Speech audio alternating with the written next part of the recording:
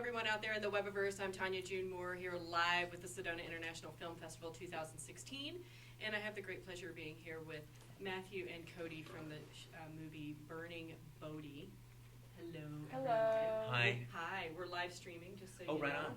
2016. Yeah, absolutely. I mean, we're in the future. How'd that happen? So I have not seen the movie yet, and I do this. You're gonna love it. Oh, really? I want to have a conversation with you before I have a judgment.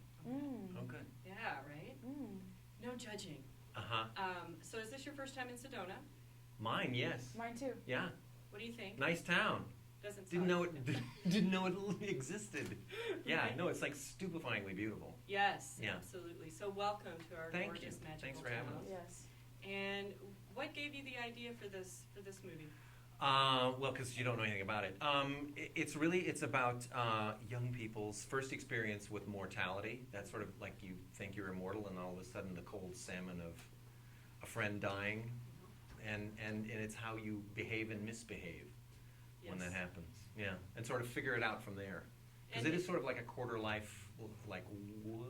Well, they're calling it the big chill of Yes, this exactly. generation. Yeah. Right? Yes.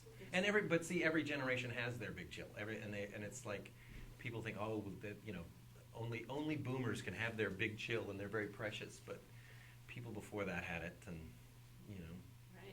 Right. my son's generation has it as well. So Yes, absolutely. it's the universality of that. So how did you get involved with this film? I met Matthew and our producer Marshall at the Sundance Film Festival. What year did we say it was? 1873? 1873. Yeah, a few years ago. Really? And They were showing kinescopes. Yeah, right. Yes, and Curtis photos, and it was a few years ago, and then we finally got to shoot it in July and August of 2014. And how was that shoot? Like, you get to work with some really great actors along with yourself. Yeah, anytime you get to work with an ensemble, it's fun. And then I had worked with Virginia Madsen. I think it was like our third film together or something crazy. Wow. It was really, so that was really fun. But then also to catch anyone on a passion piece. I mean, Matt wrote and directed this, and so to catch anyone on a passion piece is just, it's always a great day at work, because everyone's just really happy to be there. Right. So there was that vibe, certainly. And then of course Albuquerque, the film community in Albuquerque is tight-knit, so Yeah, I would say. So Appalachian in its right. incestuous. Okay. Yeah. So it I mean was that in a really, good way. it was great to pejorative way. meet a lot of people that were just excited to be working on something local. Yeah. So how long did it take you to write this, and where did the idea come from? I mean, It really was from my son, who came home from his first semester of college and had to go to a funeral. A friend of his from school died, and it was their first experience. And the guy had planned he called it a funeral. He had a PowerPoint presentation in the school cafeteria, and everybody that had graduated came back. And I said, so how was it? And he said, it was horrible. But because the guy had time to sort of, here I am, and it's okay that I'm dead. And he was like, no, it's not. So that was like, oh, that's really what this should be about. So that was the impetus for the entire thing. and now that you're getting out and you're in these festivals and you're traveling around, how's the reception? It's been great. It really plays beautifully in a crowd, but differently, because we were at Austin, and there are certainly comic elements within the film, and the audience really saw it as such. And yesterday's it was an older crowd, and they saw it as much more of a dramatic piece. So it depends on the audience. Yeah. But you have to laugh in the face of. Yes, you do. Yeah. Yes, you do. And I have seen the reviews come across from last night's showing. I have some friends that have seen it, and they loved it. They Oh, said good. It was great. They mentioned, your performance. She's nuts, isn't she? Well, you don't know. I don't know. She's but great. They did mention you specifically. That they really. Trust Well, me, thank she's you. great. Ember's the character's name, and that's the reason why I fell in love with the script. Just right off the bat, there's such a malleability to the character that I hadn't had the opportunity to explore really in film, and so it was really fun to stretch and to play someone that's just so Not you. does not have a sense of who she is. I mean, but you think she does. Yeah. She puts on that persona, Right. but it's because she actually cannot face herself. Right.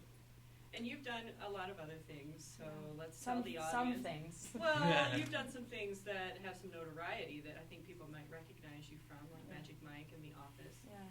Would you care to elaborate on anything that you've done that you've really, really enjoyed? Was Magic Mike fun? Was The Office just, a hoot the whole time you were there? Yes, I've been really lucky in my career to actually, like I have already said just now, work with people on passion projects. Whether it was Magic Mike and it was Channing and Steven and Reed Carolyn, the writer producer, whether it was their their story or The Office, which by the time I came in, everyone was just it was such a well-oiled machine and everyone loved each other so much, and it was such a beautiful community. To things like End of Watch, which also was David Ayer, a total passion piece, and even I did Rob Reiner film called Flipped. It was a total passion piece of Rob's, based off of a children's book that his son or his daughter had read in school. So I've been really lucky in that sense, and those things tend to play well because the people that are making them really care. Yeah. And so I've been really fortunate. Any behind the scenes stories from Burning Bod that you would care to share? There's always things that go on behind the scenes. Yeah. The thing that was so wonderful about this is that when you work with a writer-director, you sometimes can get caught up in the script and then this is the way it should be done and this is my story that I have to tell, and that was not the vibe that Matt created at all on set.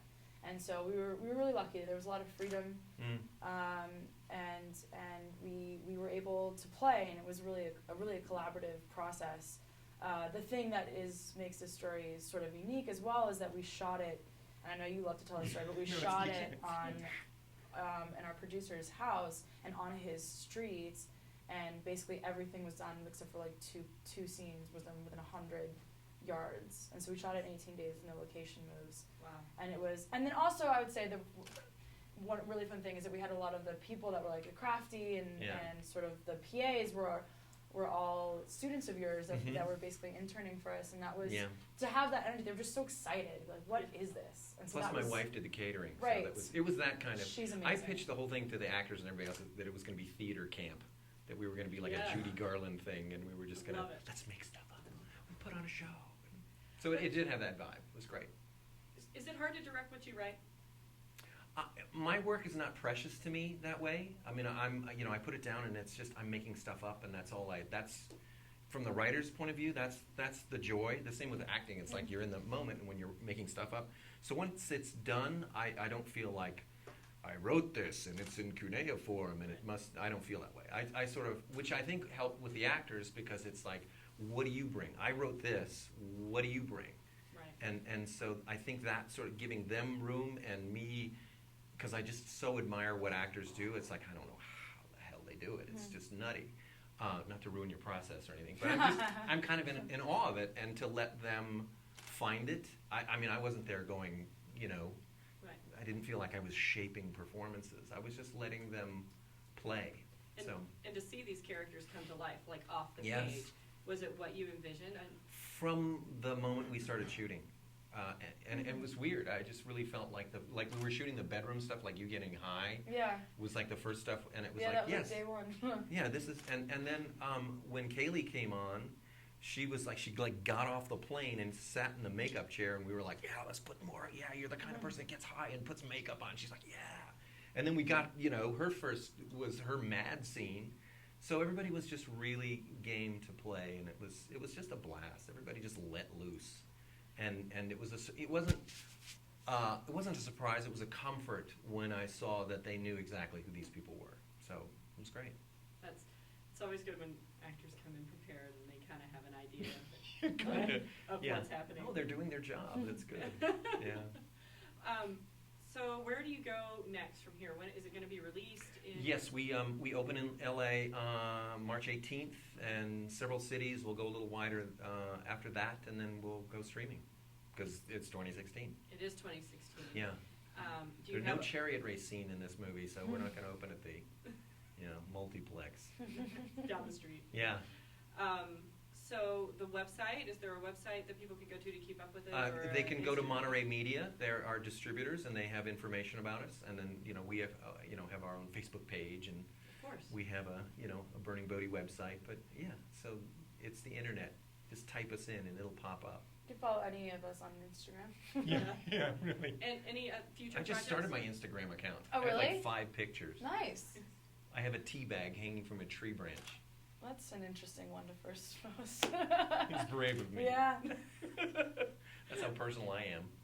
Teabag. Yeah, it was like, oh, that's interesting. That's Yeah. interesting. Yeah. I'm a big sharer. I'm So- kidding. Go so on. future projects?